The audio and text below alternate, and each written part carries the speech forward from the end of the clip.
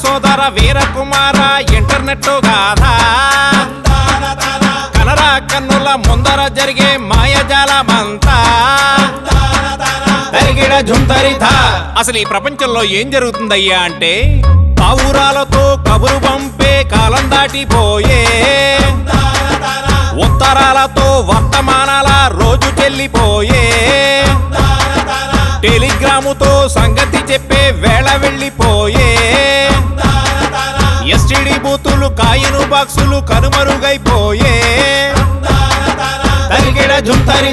ఇలాగైతే ఎలాగా మనిషికి మనిషికి సంబంధాలు తెగిపోవా, మనసుకి మనసుకి మధ్య దూరం పెరిగిపోదా? ఆ ముచ్చట చెప్తాను వినవయ్యా. సెల్లు ఫోను చేతికొచ్చే సొల్లు బూసులెన్నో తెచ్చే, మనిషి ఉన్న లోకం విడిచే కొత్త లోకంలోకి నడిచే, చుట్టూ ఉన్న వాటినన్నీ వదిలిపెట్టి ఇంటర్నెట్ లోకి నెట్టుకుపోయే. ఫేస్బుక్ అంటారు, ట్విట్టర్ అంటారు, వాట్సాప్ అంటారు, BBM అంటారు, డ్రాబాక్స్ అంటారు, జిద్దు అంటారు, స్కైపులు అంటారు, వైబరు అంటారు, బాత్రూముల్లో బెడ్ రూముల్లో ఆఫీసు రూముల్లో క్లాసు రూముల్లో SMS ఫ్లోటింగ్, పగలు రాత్రి చాటింగ్, సోషల్ నెట్వర్క్ అంటే బాబో సోషల్ నెట్వర్క్ అంటే బాబో. ఇదంతా చెప్పు బాగానే ఉందయ్యా, వీటన్నిటి వల్ల ఉపయోగం ఏమిటో ముందు అది చెప్పు. యాపిల్ అంటే తినే పండేమి కాదు, అర చేతిలోనే చేస్తాది జాదో. పంచగట్టే ఓడు పెద్ద రాయుడు, ప్రపంచాన్నే లేదే ఆండ్రాయుడు.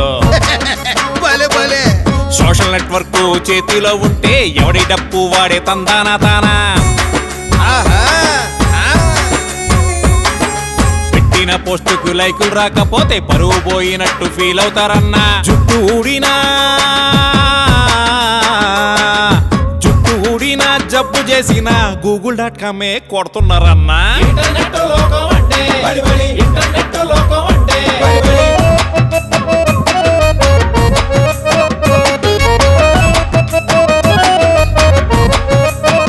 మరి ఇంకేమయ్యా, దీనివల్ల ప్రపంచం అంతా మన కాళ్ళ దగ్గరకు వచ్చేసి చాలా సౌకర్యంగా ఉంది కదా.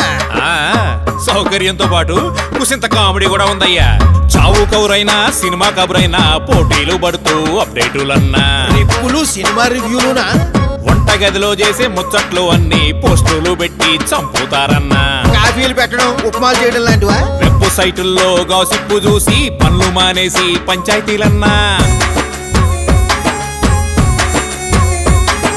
పెళ్ళిళ్ళు అయినా పెటాకులైనా ఆనులైనులోనే అవుతున్నాయన్నా. మరి సంసారం దూరమున్నోళ్ళు దగ్గరవుతున్నారు, దగ్గరున్నోళ్ళు దూరం అవుతున్నారు.